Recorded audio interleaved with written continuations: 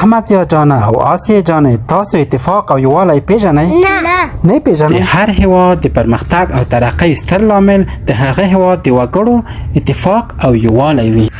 یعنی که موږ اتفاق ونه لرو موږ به ډیر کمزوري یو، او که موږ اتفاق ولرو یووالی ولرو نو موږ به څنګه یو؟ موږ به ډیر قوي یو. موږ به ډیر قوي یو او خپل وطن به آبادولی شو. زه تاسو ته په عملي بڼه تشریح کوم.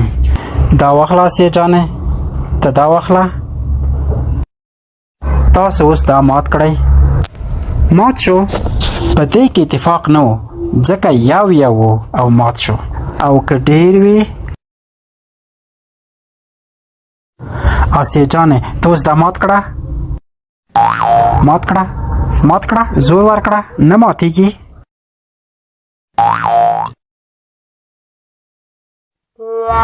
نه ماتېږي، ته یې مات کړه. او احمد زیا ټول کار در خراب کا. پلار جانه دې نه موږ څه درس اخیستی شو؟ یاره دې نه خو درس نشو اخیستی، ځه بل درس به درکړم.